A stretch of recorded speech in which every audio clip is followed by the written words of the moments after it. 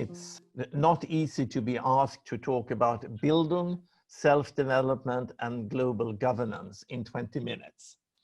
And now with this audience, I'm sure that most of you can see the connection between these three areas.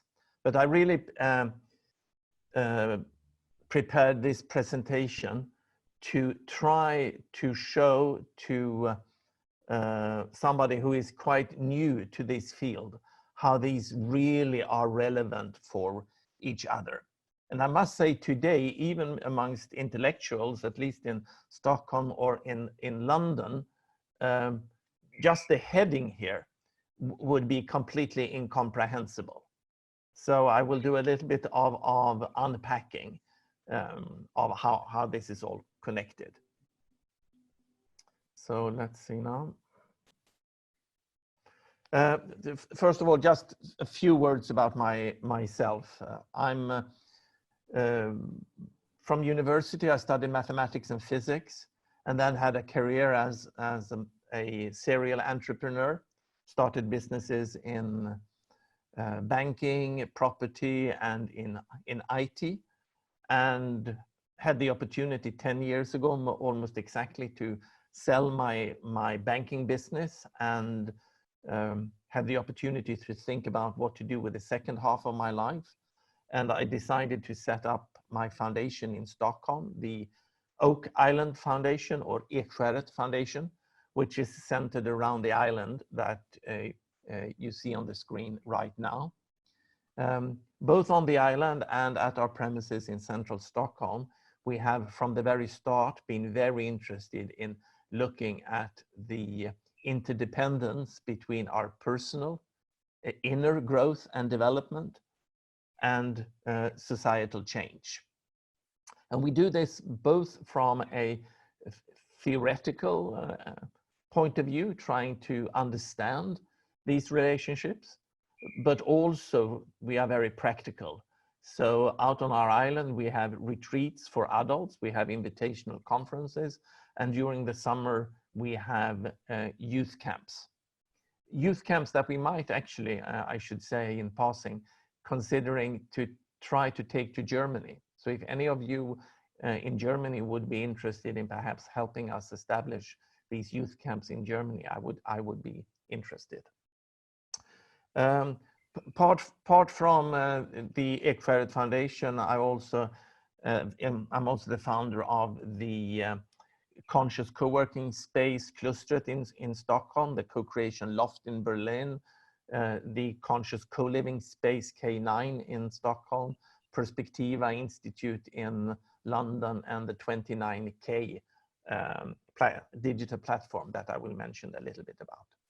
I've also written 3 books, The Market Myth, The Nordic Secret, together with Lena Anderson, which I will touch upon a bit more in detail today. And then my latest book, The World We Create. And we are a small crowd tonight, so if anyone wants me to send you any of these books, please let me know in an email or Facebook or LinkedIn, and I will send you a copy.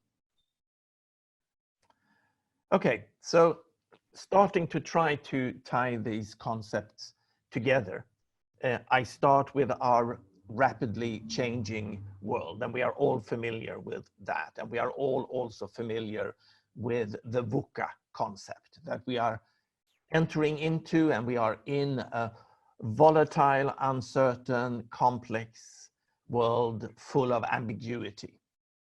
And of course, this technical development has been wonderfully good, I would say, for humanity. Sometimes I say that we are living in the utopia of our grandparents.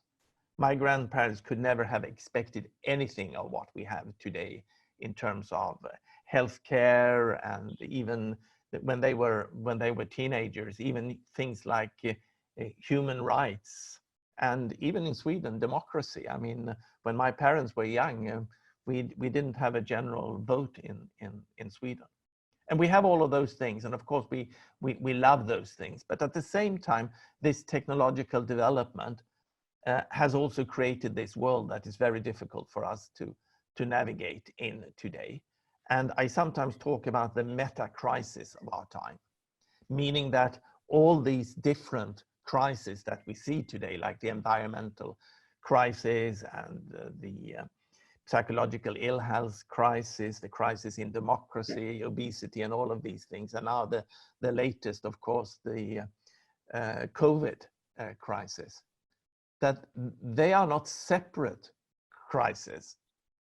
Rather, they are all symptoms of one underlying meta-crisis. And that is really the fact that this world has become too complex, too interconnected for our present way of understanding the world. So I'll do this very quick, this slide, and this slide will show you that for me, this transition that we might be entering into right now is unique in the history of humanity. We have gone through many transitions before, but this time it is quite unique. And the reason for that is that it's for the first time in human history, we are going from this fairly slow technological development, even if we always had technological development, to this very fast development that we have to, even within a single generation, adapt to completely new technological worlds. That's the first time in human history. We are also leaving a world, hopefully leaving a world of scarcity behind us and entering into a world of abundance. And hopefully this could be within planetary boundaries, because we are moving from what some environmentalists are referring to as an empty planet to a full planet. And why this is relevant is, of course, that our human brain has evolved in this environment. We are hardwired for scarcity, not necessarily caring about our planet, or do not have any natural feelings for the fact that we are sort of impacting the planet on a global scale. And we are wired to be able to adapt to sort of any environment that we are born into. That's quite a significant human feature. But we are not wired to sort of change environment constantly during our life. And now with that brain, we are now trying to navigate this world. And that is, of course, difficult. But luckily, we do not just have our brain. We have our mind and our society. And it's really on our mind and our society we have to look to be able to adapt to this completely new environment. So I believe that we are right now in a paradigm shift. And we have gone through many paradigm shifts in human history, but as I said, this one is different. The last time we completely changed our way of looking at the world, on society and ourselves, that was during the Enlightenment, when we went from a religious dogmatic worldview into a scientific rational worldview. And back then, the pre-modern worldview was the old paradigm, coming from early medieval times, having its high period during the 11th, 12th, 13th century. And then through technological development, the printing press certainly, but also other technological development, we went into a period of chaos. We had the French Revolution, and Europe was in turmoil for more than 50 years. But out of that, something new was born. And that is what we today call modernity. Modernity was the emerging paradigm.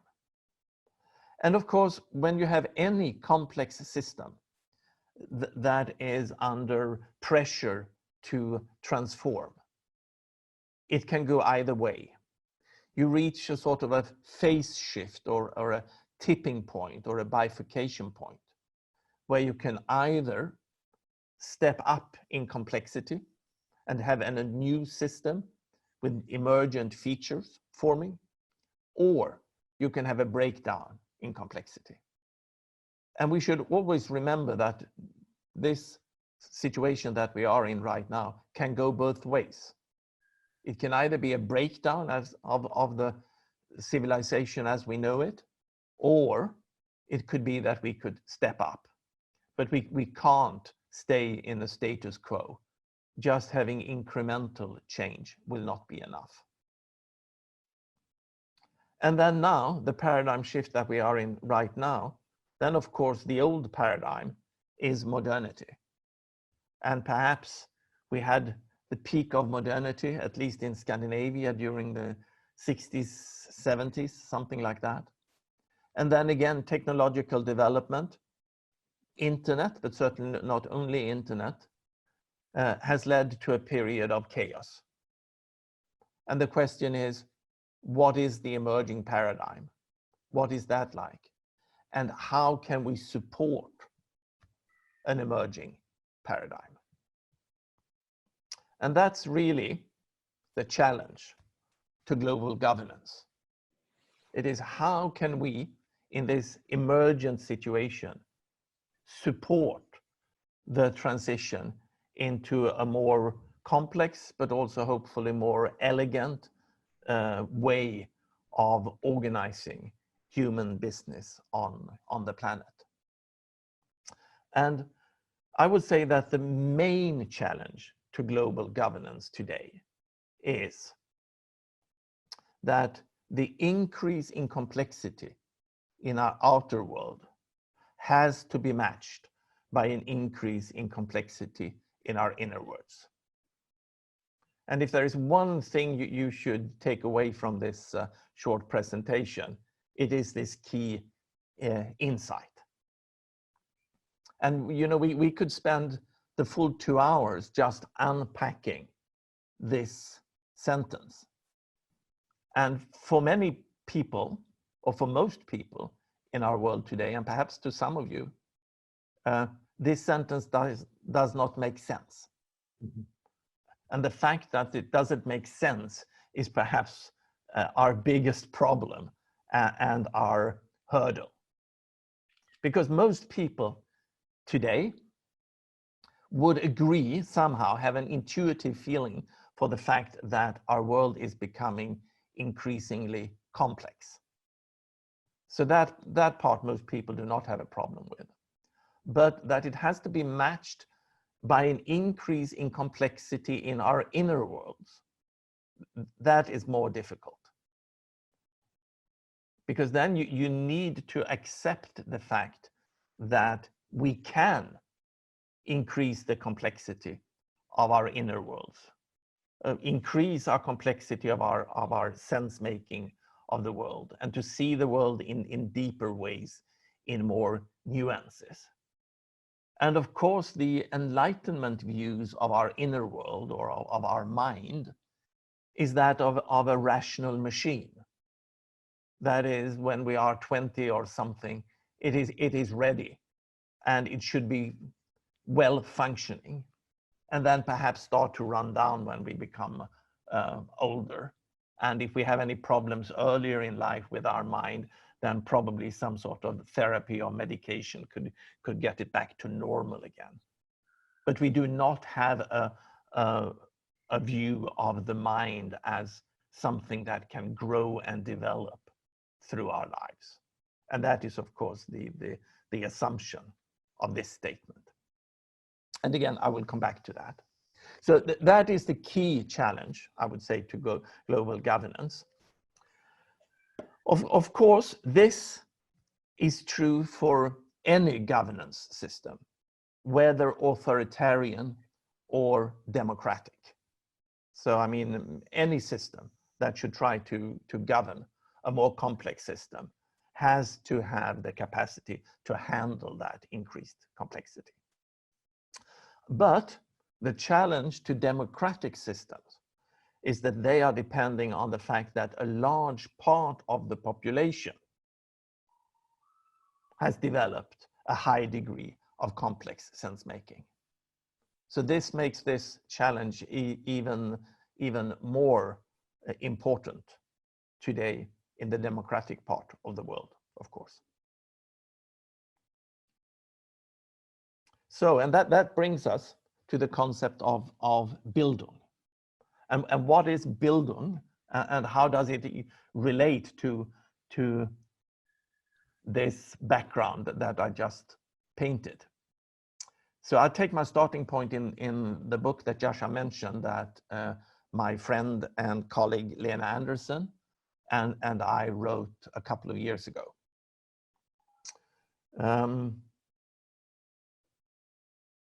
This book really takes the starting point in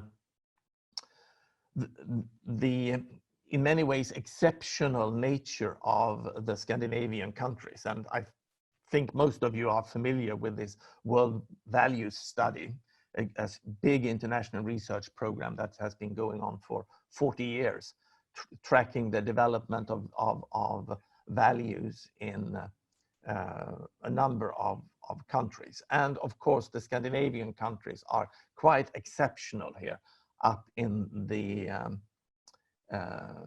right-hand corner of this studies, showing that we are focusing very much on self-expression, and that we come very far in terms of our secular, rational worldview and values. And the question could be, how did we end up there?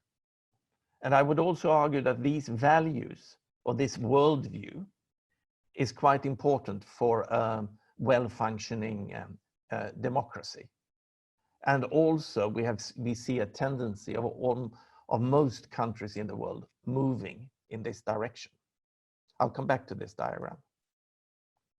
So first of all, it's easy to forget that the Scandinavian countries, all of them, were 100 years ago or 150 years ago amongst the poorest nations in Europe.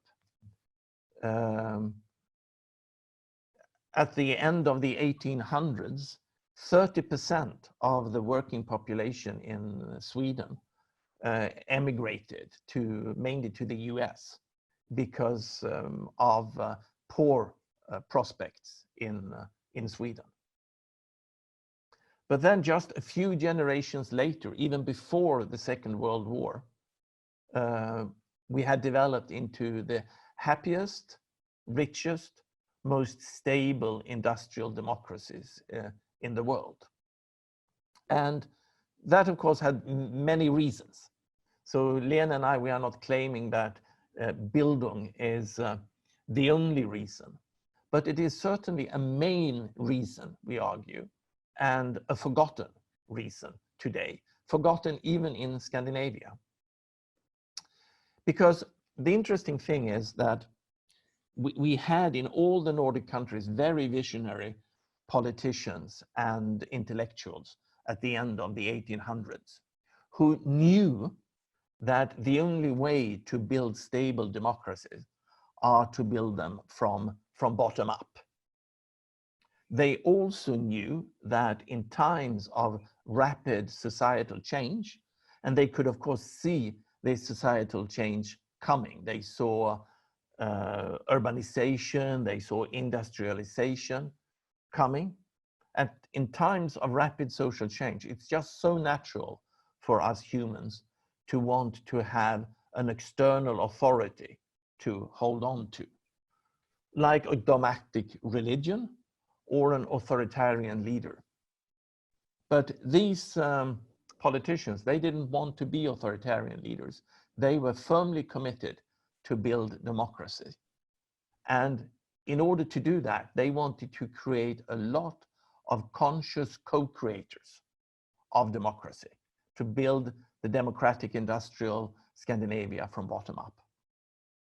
And the way they did that is quite extraordinary, because they knew of the importance of personal development and the importance to give the opportunity for people to find their inner compass, to be enough grounded in themselves, to not be dependent on an external authority to navigate a turbulent world. And the way they did that was that they opened what today could perhaps best be described as retreat centers. So at the beginning of the 1860s, they started in Denmark. It moved quite rapidly on to Norway and to Sweden. And this grew very, very quickly. And by the turn of the last century, 1900, there were 100 retreat centers in Denmark, 75 in Norway, and 150 in Sweden, where young adults in their 20s could later on, with full state subsidy, spend 6 months in retreat with the expressed aim of starting to become what developmental psychologists today would be calling self-authoring. And this is what it could look like, one of these centers, very early center. This is typically the size. It was out in nature for something around 40 to 60 persons to stay in residence. And it was both men, girls, at the start separate, but then later together. And for those that could not participate in these 6 months retreats, a concept was developed for self-facilitating developmental groups that met regularly once a week all over Scandinavia, without any formal facilitator, but with a quite well-structured program called study circles. So where did these ideas come from?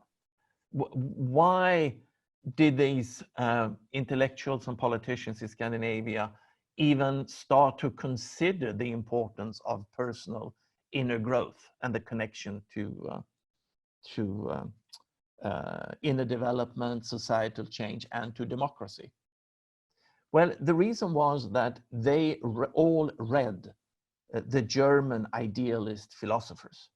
And here we have a statue of Goethe and Schiller. And particularly Schiller, who expressed the belief that we are on a lifelong inner journey. These intellectuals, these idealist philosophers, they all reacted against the Enlightenment philosophers' view of our mind as a rational machine.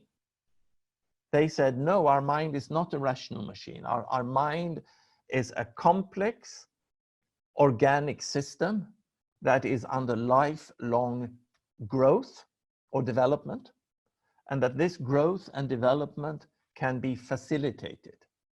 And this growth and development, this facilitation, they use the German term Bildung to describe. And going back to this picture, you could then say and connect Bildung to the development of mind and society, and especially to see the connection between the two.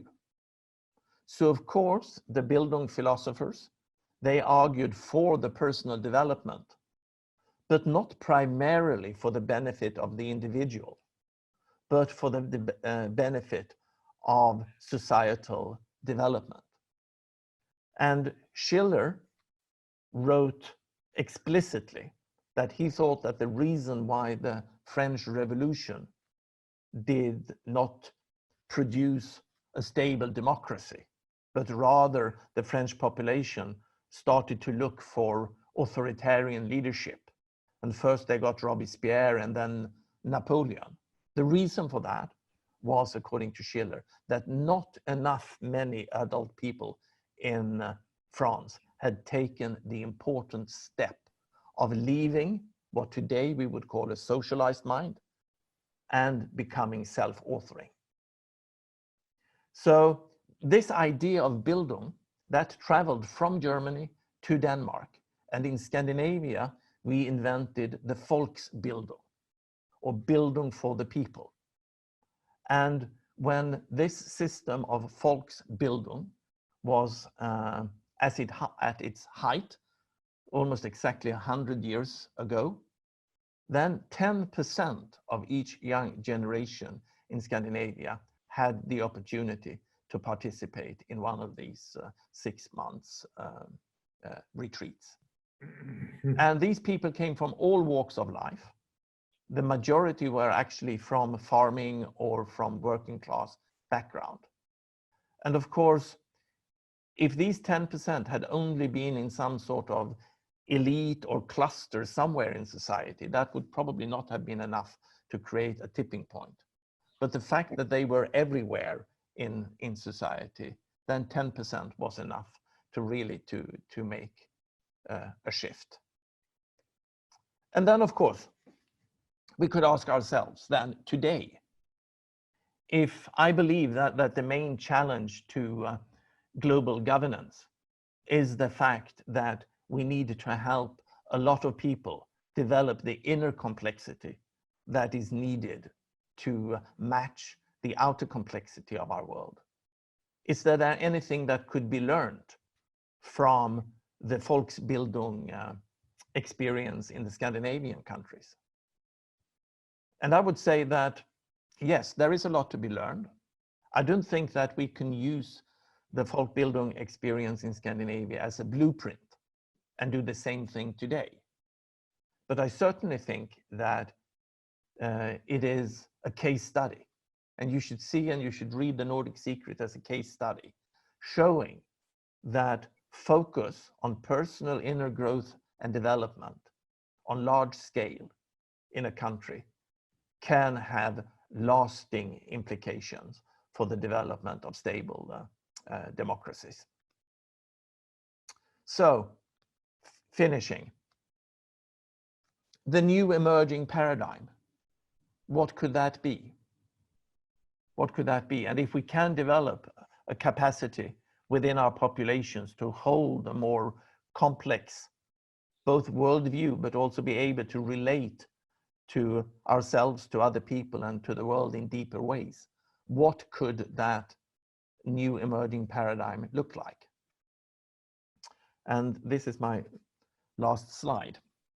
So going back to the World Value Survey and the unique position of the Scandinavian countries, it is important to remember that only 200 years earlier, all countries in this survey were located in this smaller square. That was the world before the Enlightenment. And what characterized that world was that on the personal value side, almost every person in that society was focusing on their personal survival of themselves and of the family. 90% of people in the pre-modern world were at least in the Western world, were starving.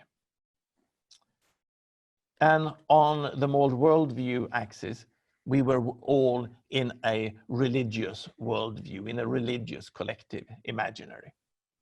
What then happened with the Enlightenment was, of course, that we broke out of that square into a larger value space that on the individual side opened up for self-expression values, for self-actualization.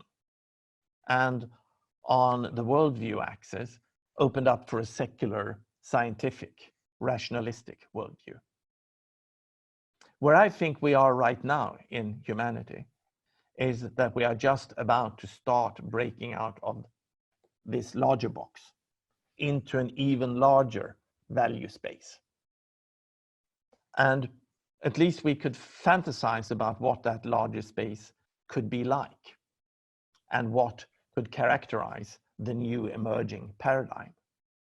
So on the individual side, I think we can already see, not at least in millennials, that we are going beyond self-expression and self-actualization into at least starting in some individuals to see a tendency of self-transcendence, which I would argue would be the next step in personal development from the self-actualization level.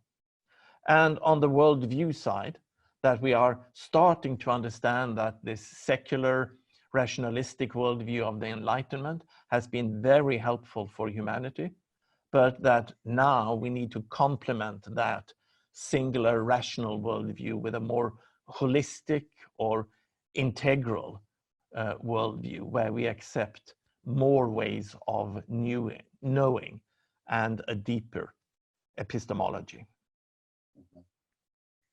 So I think that there is where I will stop, and I hope that I have been able to convey to you both the feeling of where we are in the world today, the biggest governance challenge, and that challenge could only be met by large-scale personal inner growth by many people, and that the Folkbildung project in Scandinavia could at least show that this is not a new stupid idea.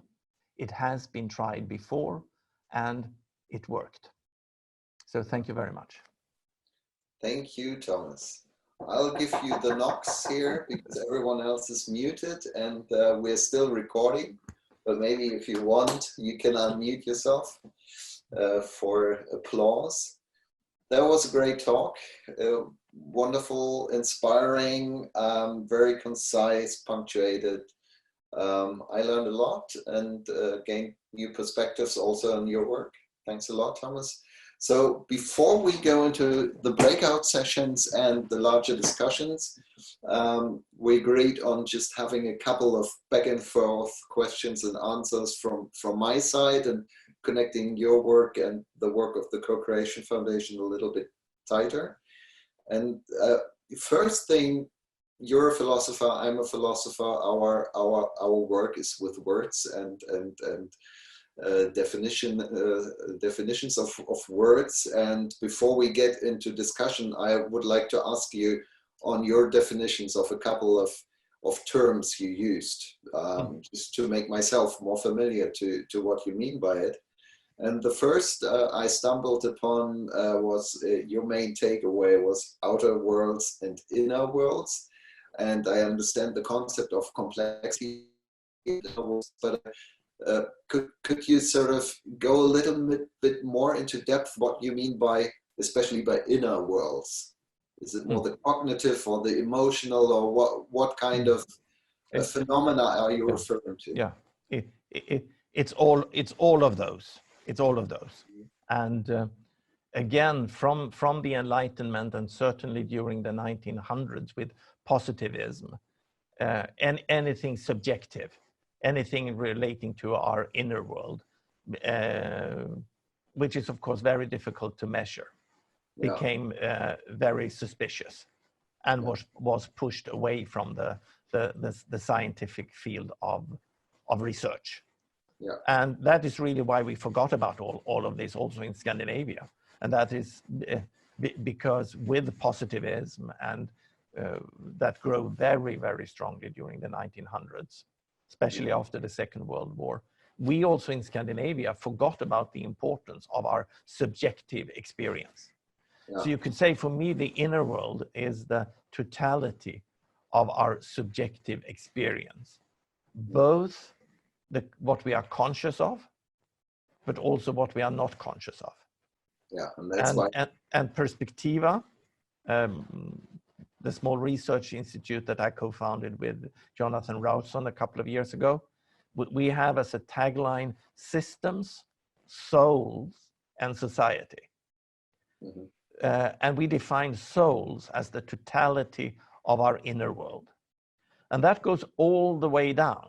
So of course we have our conscious, what we are self-conscious of, but that's just a very little part of our inner world, or of our souls, if you want. So even from a purely scientific perspective, of course we have our subconscious, but then going even further down, our minds or our inner world is not just what's going on in our brain. Our mind is much bigger than our brain, and of course involves the nervous system in the totality of our bodies, including nerve cells in our hearts and in our stomach and things like that.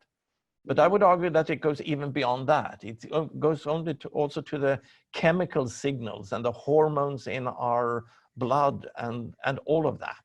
Yeah, yeah. So the totality of our inner experience, whether we are aware of it or not. Thank you. And that, of course, translates to self-transcendence in your last picture, the step we now have to take on the lower part, I would suggest. Am I right? Yeah, of course. And I should say, just to clarify, that of course we are not all and everyone moving all of a sudden into self-transcendence, but that axis is sort of showing where the developmental edge is for at least part of the population. Yeah. And just as we during the pre-modern time had almost no persons that were able to even look at self-actualization. Yeah. Today, of course, the majority in the West are still not self-actualizing, but it is something that is available to a large number of people and something that is on our radar screen since Maslow. Yeah. But still, self-transcendence is not even on our radar screen, but it's starting to come, and it's also starting to show up empirically, not the least, as I said, in the millennial generation. Yeah. So you said self-transcendence, self-actualization. You mentioned Maslow right now, and in your talk you also said a couple of times self-authoring, that as I know comes from Kegan. Yeah. Might you sort of explore that a little bit for our conversation here? Yeah, and you can read about that in some detail in the Nordic Secret, because we start there a bit explaining about personal development and some of the contemporary adult developmental academic models. And the one specifically that we describe in some detail is the model of Professor Robert Kegan at Harvard. One of the reasons, well, I usually like Kegan model because it's all models are, of course, generalizations, and some say, and I agree that all models are wrong, but some are useful, and I find Kegan's model quite useful. What is even more interesting is that Kegan's model is almost exactly mapping onto the model of Schiller and Goethe and Herder and von Humboldt, which was read and used again by the practitioners, the social entrepreneurs, we would call them today, in Scandinavia, who brought this to the general population. And of course, again, this step, and Schiller was using a different language, but the most important step in adult life is, if you we start with children. As a child, you should be focusing on your own survival, and you are very egoistic. And as a small child, the world is centered around you. It's a very important step in the development of a child into adolescence to start to be able to relate to the group and to the norms of the group. Yeah. So a healthy adolescent should develop what Kegan is calling a socialized mind, meaning that you take your values and the guidance from the outside, and you are always sort of dependent on checking, am I doing the right thing? Do I get the appreciation of my peer group or my parents? And that's very healthy, of course, and necessary to do that as an adolescent.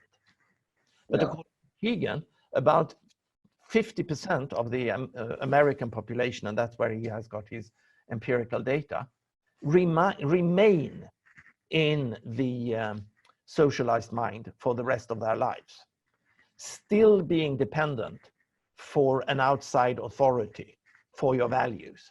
You do not have a contact with an inner compass. And if you don't get outside the direction, you become uncertain and you get a bit lost. Yeah. And we can see that, for example, today in organizations that are trying to implement self-organization. And Frederick Laloux, in his book Self-Organizing Organization, Reinventing Organization, points to this. And for some people in an organization, being given the possibility to self-organize is very rewarding, because they feel that they can really use that freedom and create something, and things go well for them. But to a very large part, this could be a very, very stressful situation and easily lead to a burnout, because they are dependent on this sort of external input for guidance. And of course, the whole idea about democracy is built on the fact that the Enlightenment philosophers and the creators of democracy, they actually believed that every adult person had and should be able to operate from a self-authoring mind, being able for themselves to make up their political opinion, and then through democracy express it. So what constitutes the self-authoring mind is really your ability to find your values from the inside, and in a much more deeper way become the authors of your own life. And I was very happy that I was one of the last students in Germany who was studying on a university system still built on these ideals. So I was very free to choose what was right, to develop my own sense of self and my own ability to author my life. Yeah. Which has changed in the last 10, 15 years quite dramatically at the universities here. But talking about okay, can I just add one more thing there? Yeah, please. For you who are interested, you can read about this in detail in the Nordic Secret. Then, of course, for Schiller, for Kierkegaard, who was very inspired by Schiller, but also for Keegan, the self-authoring is not the end point of human development. So a few people in the world today develop, transforms into a later stage that Keegan calls the self-transforming mind. Yeah. And we argue in the book that it was in the transition from the pre-modern world to the modern world, it was very important to have a large part of the population self-authoring. Probably in the world today, we have reached such a complexity that we would need everyone to be self-authoring, and some in the population to even have reached a self-transforming mind. And again, this is just one model. Sure. You can look upon this as many ways, but and of course these models are contested. But what I think is not contested is the fact that we are on a lifelong journey of inner development, and that we can see substantial maturation in a healthy human life. Let me just, before we go into the discussion, point to one thing. I mean, Humboldt, Herder, Goethe, Schiller, they have been into idealism, into building, but they also have been into what at that time was a very sort of progressive idea, into nationalism. And a lot of their ideas were also connected to the idea of an identity of a people to a nation, and that for these democratic nations to develop, people had to be self-authoring. Now we are probably in a different situation on a global level, and when we think about global governance and co-creation, the question would be for me, does that imply that we need something like a global identity now? And if we would, what would be the other? Sort of each nation has other nations to compare and to compete with, and to even have distinctions in tradition and so on, language. If we are talking about a global identity, a sort of globalism, maybe is that part of a solution, or is that, in your perspective, a wrong way of thinking? No, I think you are right.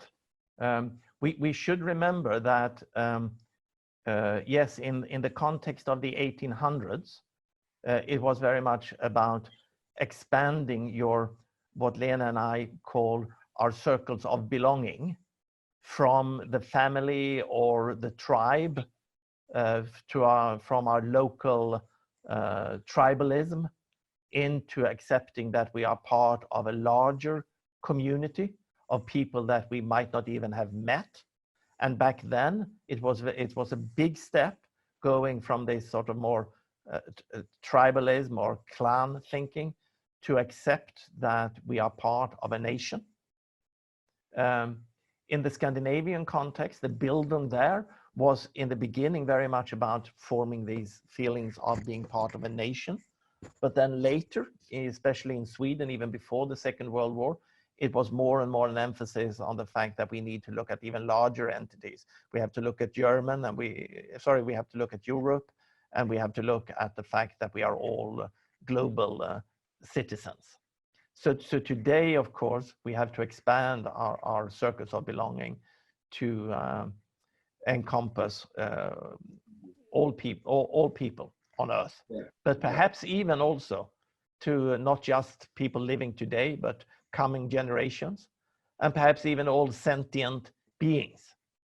But we should remember that this is, for us humans, a very large stretch, and it has to be done in steps. So we argue in the book again that the deeper your local roots are, and the more certain you are in your own identity, the more easy you have to accept other people that come with other views and other perspectives and other identities. So I believe that we are very much going not only into a global world, but into a glocal world, where the local will be equally important to the global. Yeah. When I heard you talking about the retreat centers, you called them the folk high schools, we would say in English. Exactly. And you said they are probably the model. We can't just copy that on a global level. We can't just sort of do global retreat centers for new globalism and self-transcendence maybe, but maybe we can do something else. And just to sort of chip in something from the Cocreation Foundation, our work is quite based into participation and co-creational processes of transformation in politics. And I was thinking when you told about these centers, I was thinking that actually the idea of creating a space where transformative experience can happen and is allowed to happen and is even fostered is probably one of the patterns we can draw from this. But those spaces don't necessarily have to be sort of these retreat centers anymore. They could also be, for example, a participatory democratic process with citizens is a kind of transformational space where people meet and they go into a personal process. So maybe I believe very much in the importance of physical meetings and physical transformative spaces. And of course, our island, Ekskäret, and our center there is such a physical space for transformation, but also our co-living and co-working spaces can be physical spaces for transformative experiences. But then I should also take the opportunity to mention another initiative that my foundation, together with the Nordic Foundation in Stockholm, have been working on, and that is a digital platform to try to scale this work of inner development using a digital platform. And of course, that will reduce the cost enormously. I mean, having people who come and live at a retreat center compared to using a digital tool And of course, you cannot go that deep. And of course, you cannot replace the experience of a physical retreat. But you can certainly do much more than I thought 2 years ago. We have proven with a digital platform. So any one of you who would be interested, please go to your app provider and download the app 29K. Yeah. 29,000. I did already. That's the number of days in your life if you are happy to live a long life. And our tagline is make them all matter. Yeah. I did download the app. I think it's a great app, and I'm looking forward to more content on that. Yeah, and it is non-profit. It's its own foundation. It is open source, and it is co-created. Yeah. Thank you very much, Thomas. That was Thank you. really very, very helpful and inspiring.